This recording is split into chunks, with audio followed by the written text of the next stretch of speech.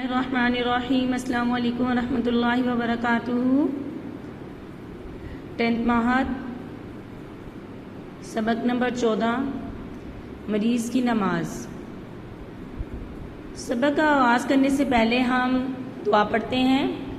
رب اشرح لی صدری ویسر لی امری واحلل عقدۃ من لسانی یفقہوا قولی رب زدنی علما رب زدنی علما رب زدنی علما۔ بیٹا ہم نے اس سے پہلے والے جو ہمارا کل کا سبق تھا، سبق نمبر 13، اس میں ہم نے مریض کی نماز کے چند احکامات پڑھے تھے۔ مثلا ہم نے بیٹھ کر نماز پڑھنے کا حکم پڑھا، بیٹھ کر نماز پڑھنے کی کیفیت کہ بیٹھ کر نماز پڑھنے کا کیا طریقہ ہوگا، پھر ہم نے لیٹ کر نماز پڑھنے کا طریقہ پڑھا تھا۔ آج ہم نے پڑھنا ہے کہ اگر کوئی سرے سے اشارے کی طاقت نہ رکھتا ہو، یعنی اگر سر سے بھی اشارہ کرنے کی طاقت نہ ہو تو پھر کیا حکم ہے۔ اگر مریض اس قدر عاجز ہو جائے کہ وہ سر کے اشارہ سے بھی نماز نہ پڑھ سکے تو ایسے شخص پر نماز پڑھنا نہیں ہے، یعنی ایسے شخص کو آنکھ، پلکوں یا دل کے اشارے سے نماز پڑھنے کی ضرورت نہیں ہے، کیونکہ ان چیزوں سے اشارہ جو کیا جاتا ہے اس کا کچھ اعتبار نہیں۔ البتہ اس حالت میں جو نمازیں چھوٹ جائیں ان کی قضا کے متعلق مسئلہ یہ ہے کہ ایسا شخص جو سر کے اشارے سے بھی نماز پڑھنے سے قاصر ہے، سر کے اشارے سے بھی نماز نہیں پڑھ سکتا، تو اس کی نمازوں کا کیا حکم ہے۔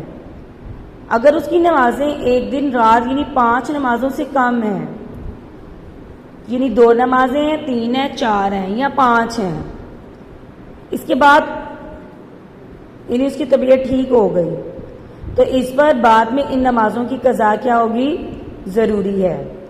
5 نمازوں سے کم اس کی حالت خراب رہی، 5 نمازوں کے بعد وہ ٹھیک ہو گیا، اس کو ہوش آ گئی، اتنی طاقت آ گئی کہ وہ سر کے اشارے سے نماز پڑھ سکتا ہے، تو ایسے شخص پر جو 5 نمازیں چھوٹیں، 2 چھوٹیں، 3، 4، تو اس پر قضا کیا ہوگی، ضروری ہوگی۔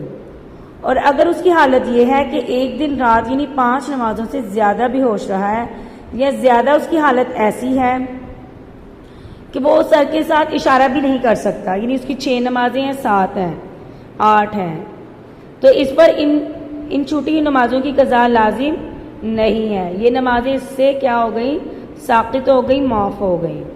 5 نمازوں سے کم اس کی حالت ایسی رہی کہ اشارہ بھی نہیں کر سکتا تو پھر قضا ہے، اور اگر 5 نمازوں سے زیادہ اس کی حالت خراب رہی تو پھر جو نمازیں اس نے چھوڑی وہ کیا ہو جائیں گی، معاف ہو جائیں گی۔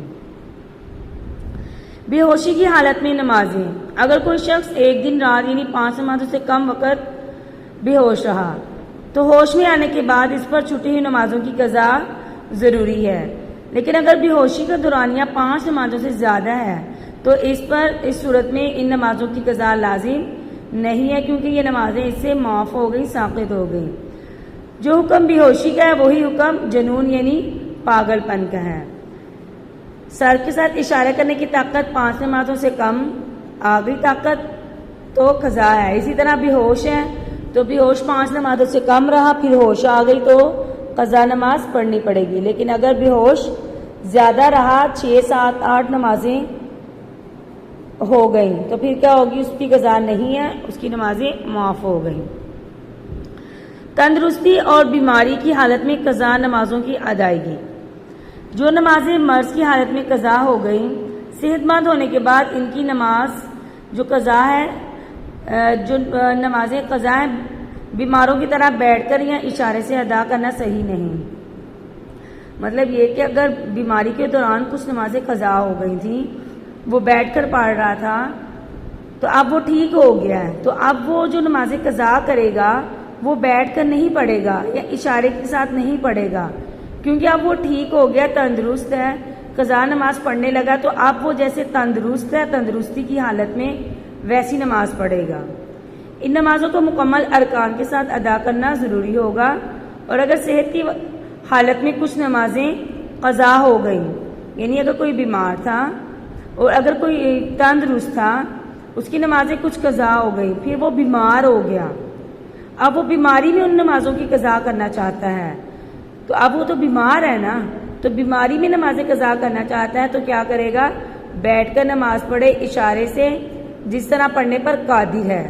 وہ یہ انتظار نہ کرے کہ میں جب ٹھیک ہو جاؤں گا تو پھر نمازیں قضا کروں گا۔ بیماری کی حالت میں جس طرح وہ بیٹھنے پر قادر ہے، اشارے پر قادر ہے، اس طرح وہ کیا کرے؟ نمازوں کو پڑھ لے، ان کی قضا کر لے۔ یہ انتظار نہ کرے کہ جب قیام اور رکوع اور سجود کی طاقت آئے گی تب پڑھوں گا، یہ سب شیطانی خیالات ہیں۔ قضا کرنے میں دیر نہ کریں، ایسا نہ ہو کہ موت آ جائے اور قضا کی توفیق ہی نہ ہو سکے۔ البتہ یہ یاد رہے کہ حالت سفر میں جو نماز قضا ہو گئی، اب وہ حالت اقامت یعنی گھر میں اس کی قضا کرے گا تو قصر نماز ہی ادا کرے گا۔ مثال کے طور پر آپ کراچی گئے، راستے میں یا کراچی کے جو سفر کے دوران آپ کی کوئی نماز قضا ہو گئی، اب آپ واپس لاہور آ گئے، اپنے گھر آ گئے، تو جو آپ کی سفر کے دوران یا جہاں آپ جا کے رکے ہیں اس دوران کوئی نماز قضا ہوئی، اب وہ آپ گھر آ گئے ہیں تو گھر آ کر آپ وہ 4 رکعت والی 2 ہی پڑھیں گے، یعنی قصر نماز ہی قضا کریں گے۔ اور اسی طرح آپ گھر میں تھے، آپ کی کوئی نماز قضا ہو گئی اور آپ سفر میں چلے گئے ہیں، کہیں چلے گئے ہیں، تو اب آپ وہاں اپنی کوئی نماز قضا کرنا چاہتے ہیں، وہ نماز تو آپ کی پہلے کی قضا ہوئی ہے نا، سفر سے پہلے کی قضا ہے، تو اب آپ کہیں گئے ہیں، وہاں آپ کے پاس ٹائم ہے، آپ نماز قضا کرنا چاہتے ہیں، تو آپ اپنی پوری نماز قصر کریں، وہ کیا کریں گے؟ قضا کریں گے۔ حالت اقامت کی نماز قضا ہو گئی تو حالت سفر میں قضا کرتے وقت پوری نماز پڑھے گا، قصر کی اجازت نہیں، کیونکہ نماز اس کی اقامت کی حالت میں اپنے گھر رہنے کی صورت میں قضا ہوئی تھی، اب وہ سفر میں اس کی قضا پڑھ رہا ہے، تو سفر میں ہونے کی وجہ سے جو گھر میں نماز قضا ہوئی تھی وہ آدھی نہیں ہوگی، وہ پوری قضا کرے گا، یعنی 4 فرض ظہر کے قضا کرے گا۔ اب یہ نہیں کہ میں سفر میں ہوں تو 2 کرے گا۔ مریض کی نماز ہماری مکمل ہو گئی۔ اب ہمارا نیا سبق ہے نماز جمعہ۔ نماز جمعہ کو پڑھنے سے پہلے ہم جو جمعہ کا دن ہے اس کی تاریخی اہمیت اور اس کی فضیلت کو دیکھ لیتے ہیں، پھر نماز جمعہ کی جو مسائل ہیں اس کا حکم ہے وہ ہم پڑھیں گے۔ جمعہ کے دن کی تاریخی اہمیت، آپ صلی اللہ علیہ وسلم نے فرمایا جمعہ کا دن تمام دنوں میں سے سب سے افضل ہے۔ جمعہ کے دن حضرت آدم علیہ السلام پیدا ہوئے، اسی دن جنت میں داخل کیے گئے اور اسی دن دنیا میں بھیجے گئے۔ جمعے کے دن حضرت آدم علیہ السلام کی توبہ قبول ہوئی، جمعے کے دن حضرت آدم علیہ السلام کی وفات ہوئی اور جمعہ کے دن ہی قیامت آئے گی۔ انسانی اور اسلامی تاریخ کے بہت سے اہم واقعات جمعہ کے دن پیش آئے ہیں۔ مسلمانوں کے لیے جمعہ کے دن کی اہمیت اور فضیلت، آپ صلی اللہ علیہ وسلم کا ارشاد مبارک ہے یوم الجمعاتی سید الایامی واعظم عند اللہ من یوم الفطر و یوم الاضحیٰ۔ ترجمہ، جمعہ کا دن تمام دنوں کا سردار ہے اور اللہ تعالیٰ کے نزدیک جمعہ کے دن کی قدر و اہمیت عید الفطر اور عید الاضحیٰ سے بھی زیادہ ہے۔ اس طرح آپ صلی اللہ علیہ وسلم کا ارشاد مبارک ہے جو شخص جمعہ کے روز آداب کا خیال رکھتے ہوئے اول وقت میں مسجد میں جا کر خطبہ سنے اور جمعہ ادا کرے، اس شخص سے گزشتہ جمعے سے اس جمعہ تک کے تمام گناہ کیا ہو جائیں گے؟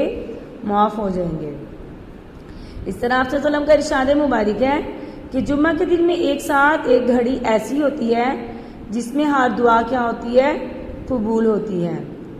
اب وہ گھڑی وہ ساتھ متعین نہیں ہے، بس آپ سے فرما دیں کہ ایک گھڑی ایک جو لمحہ ہے وہ ہوتا ہے جس میں دعا قبول ہوتی ہے۔ اب وہ جو گھڑی تھی، وہ جو ٹائم تھا وہ مقرر نہیں ہے، تو اس کے بارے میں مختلف اقوال ہیں جن میں سے 2 قول زیادہ مشہور ہیں۔ نمبر 1، یہ وقت امام کے خطبہ پڑھنے کے وقت سے نماز ختم ہونے تک ہے۔ نمبر 1، امام جب خطبہ پڑھتا ہے اس وقت سے لے کر خطبہ پڑھنے تک، جب تک نماز ختم نہیں ہو جاتی اس وقت تک کیا ہوتا ہے، یہ وقت رہتا ہے۔ نمبر 2، دوسرا قول یہ ہے کہ یہ ساتھ، یہ گھڑی جمعہ کے دن آخری وقت یعنی عصر کی نماز سے لے کر غروب آفتاب تک کسی وقت میں ہوتی ہے۔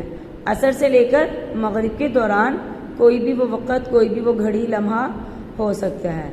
2 قول ہیں، پہلا امام کی خطبہ پڑھنے سے نماز مکمل ہونے تک، دوسرا عصر کی جمعہ کے دن آخری وقت یعنی عصر سے مغرب کے دوران۔ اور یہ قول زیادہ مشہور اور معتبر ہے، اور اس کی مختلف احادیث اور صحابہ کرام رضوان اللہ علیہم اجمعین کے عمل سے تائید بھی ہے، یعنی ان کا عمل بھی اس کی کیا کرتا ہے، تائید کرتا ہے، اس کے حق میں ہے۔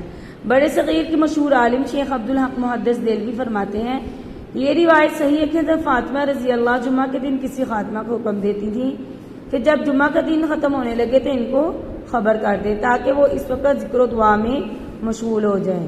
یہی وجہ ہے کہ آج تک امت کے علماء اور بزرگان دین کا یہ معمول ہے کہ وہ جمعہ کے دن عصر کے بعد یعنی عصر کی نماز کے بعد سے مغرب کی نماز تک ذکر و دعا میں، تلاوت قرآن میں یا واعظ و نصیحت میں مصروف رہتے تاکہ وہ قیمتی لمحات ان کو حاصل ہو جائیں۔ تو یہ ہم نے جمعہ کے دن کی اہمیت اور فضیلت پڑھی۔ انشاءاللہ ہم اگلے سبق میں نماز جمعہ کا حکم اور اس کے احکامات کے بارے میں پڑھیں گے۔ آپ نے مریض کی نماز کے متعلق جو مسائل پڑھے ہیں وہ یاد کرنے ہیں اور جمعہ کی اہمیت اور فضیلت یاد کرنی ہے۔ السلام علیکم، اپنا خیال رکھیے گا، اللہ حافظ۔